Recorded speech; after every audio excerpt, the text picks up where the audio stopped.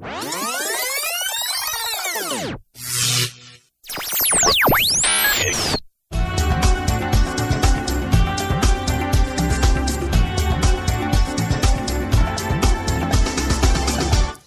there, my name's Mel Ashworth and welcome to Coffee with a Councillor. Today I'm talking with Councillor Debbie Stone. Welcome, Debbie. Thank you. Thank you for coming in. Now, which party and ward do you represent? I'm Labour Party and I represent South Ward, which is the Bourneville, Mixon, Carnation and the Potteries. Right, OK. And how long have you been a councillor? Since 2007, so this is my second term. Wow, great. Congratulations. Now, what was it that prompted you to get involved in local politics, Debbie? OK, there's a magazine that I joined, a Mum's Army. And am I allowed to say the magazine? Yes. Take a Break magazine. I joined Mum's Army. And through there, they were trying to get mums to stand in the local elections. And I started reading up about it, and it was all about young people and ASBOs, and I thought, well, that's not what I stand for. I like young people, passionate about young people. Great. And I thought, I can't really sort of stick with Take a Break magazine. So it was to get people to stand as local councillors, to get more young people to have ASBOs? It was sort of Mum's Army was standing against young people that were getting ASBOs and doing things that they shouldn't be. Oh, okay. And I know, but what was the thing about mine was I went to Barcode. I actually was interviewed for the Take a Break magazine. Then I was interviewed by the local radio. And from there, the local TV wanted to interview me. And from there, two parties approached me and said, would I stand? And I chose the party that I felt, I could stand for. And then I was taken from the TV to Barcode Youth Cafe to say, this is brilliant. This is a brilliant organisation for the young people. And from there, I was actually asked to work for the Weston Town Council as a youth worker. Right. And that's how I got into politics through that way. Interesting. Can I ask which other party was trying to get you on board? Can I say Lib Dems? The Lib Dems, okay. just being nosy. That's my job. Okay, so are you a local lass, Debbie?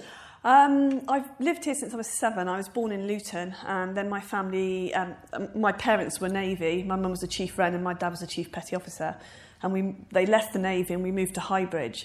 And then from Highbridge... Why did you move to Highbridge? Do you know what? I don't know. I was only 3 or 4 years old. But when we moved to Weston, it was because we had a famous uncle and he died and he passed some money over. Who was it? Donald Crisp. He was in the Lassie films and National Velvet. I loved Lassie. Yeah, he was in Lassie With Come Home. Elizabeth Taylor? Yeah, and Mickey Rooney, was Rooney. it? Yeah, he was in National Velvet. Very Green was my Valley. So he obviously left some money to my nan, and then my nan brought my mum some property here in Weston when we were 7. Interesting, wow. So you're more or less local? I am, yeah. I think so. So which school did you go to? I went to Wallascote, then I went to Wyvern. Yeah, right. And did you go on to Weston College? I went to Weston College, and then I went to SCATS, and then I went on to Bristol University. SCATS being? Somerset College of Arts and Technology. Right, and what did you study there? I did a BTEC National Diploma in Media Makeup and Design, City and Guilds and Wig Making. Then I came back to Weston College, and then I went to UWE in Bristol. And did? I did a BA Honours Education and Professional Practice. Very clever lady. Thank you. Fabulous. Now, do you have family, Debbie? I've got 4 boys. 4 boys, wow. And 2 grandchildren now. You don't look old enough. Thank you. Fantastic. So what ages are your boys? Michael's 26. He's a Marine and he lives in Plymouth with his wife and her 2 children. Kieran he just turned 24 yesterday and he lives in Birmingham with his girlfriend and their little boy, Brodie. And then I've got Aaron, who's still at home. And how old is he? He's 21. He'll be 22 in February. No, so many. He'll be 22 in February. He has a little girl called Alexia, and she'll be a year in January. And then I have Cameron, who's 17, and he's in a musical theatre in Romford, but he comes back for holidays and weekends. Fabulous. Yeah. So, who got you into local politics? Particularly one person who encouraged you? Richard Tucker. Richard Tucker, that rings a bell. He's our leader for Labour. That's why. Yeah. Yeah. Okay, right. So when you got involved, he started to...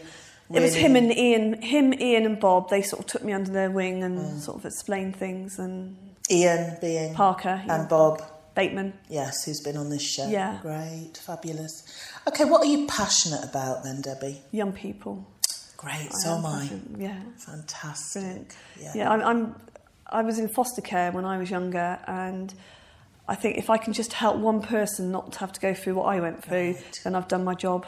Yeah, fantastic. How old were you when you were in foster care? 11 till I was 16, 17. Okay, so those crucial years. They were very crucial. Yeah. Now, I'm jumping ahead because usually I ask this at the end, but what would you say to young people watching this show who are feeling very uninspired, not much to look forward to in the future? Because we've managed to make quite a big mess of things for this younger generation.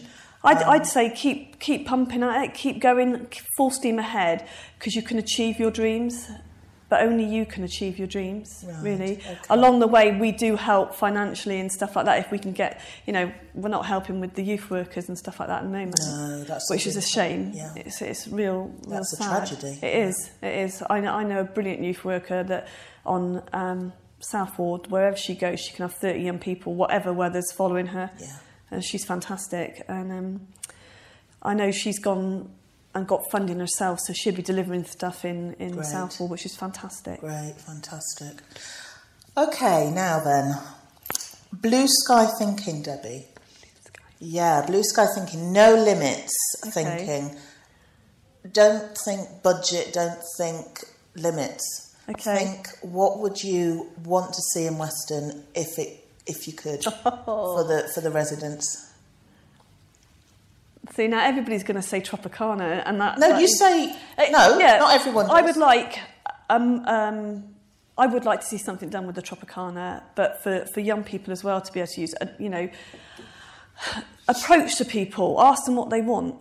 I definitely would like to make sure that the young people have got their youth workers, because these people are people that they can go to and talk about things they wouldn't tell their teachers and they wouldn't tell their parents.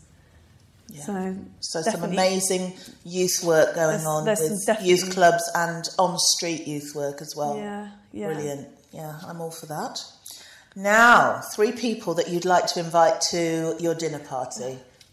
Well, all my friends would be really cross if I didn't say this person, because they know that he's my hero, and that would be Boy George. Ah, we've not had Boy George on. No, it would have to be Boy George. Wow. And why? Why? Because in the 80s, when you were a little bit different and everything, I mean, I was a new romantic, which, means just nothing for the now. viewers who don't remember that, I do. Okay. What was new romantic style? It was the makeup. On men and women. On men and women. The side haircut, short, flamboyant clothes, frilly, baggy, sort of piratey sort of thing. That's what it was. Okay. Yeah. So you'd have Boy George. Boy George.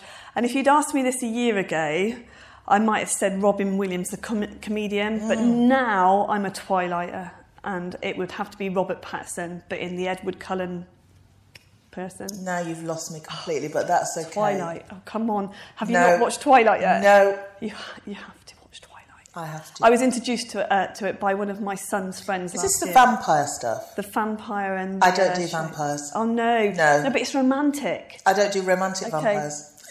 Okay. So it and would your third one? My nan. Oh! My nan. She passed away... She passed away in 97 with my mum. My mum and my nan. I lost them both in a month, within a month of each other. Yuck. But my nan, when I was in foster care, was a big influence on me. Right. And she became my mum rather than my mum. And I miss her really badly. So she'd be the third person. Oh, that's lovely. Because my nan was like a mum. Yeah. And so I totally understand that. She was a true Bowbell Cockney. Really? But she was a lady. She didn't talk Cockney, and she was always reminding me of my P's and Q's, and everything she's told me about, I should have listened. Yeah. Should have listened. Yeah. So yeah. You should have listened. I should have done, yeah. You are now, presumably. Well, I've become my nan now, I think. I'm telling my children, don't do this and don't do that, and I told you that, and I won't say love. I warned you. Yeah. It's called loving them. Yeah.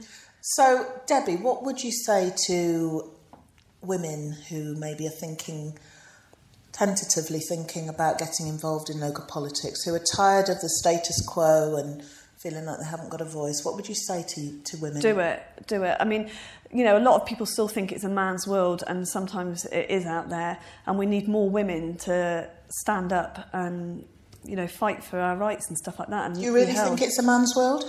Yeah, I do. Is that because we've been too quiet? Yes, it is. I mean, if I was born in the 1920s, I would have been a suffragette. I would have chained myself, you know. And a lot of people say I'm a right feminist, and I am. I am. So you'd say, get up, get out, go and find somewhere to get a voice. Yeah, we do. I mean, you look around the chambers, and it's mostly men. And we need some more women out there. We need some more women to... It seems to be a particular type of man, doesn't it? Yeah. I know they get such a short shrift, but it's white, middle-class men. Yeah, definitely. And it doesn't reflect the society that we actually have in Britain anymore. No, it doesn't. No. It's been a pleasure talking to you. Okay. And you're not actually as wild as I think you made out. I'm tame. This is tame. Is this tame? Yeah. Well, you don't have to be tame on this show. So, Debbie, if there's anything else you would like to say or talk about in the last 30 seconds, please do. I just want young people that are in foster care to realise that anything is possible. Right. You know, don't always lower your expectations. Get out there. Okay.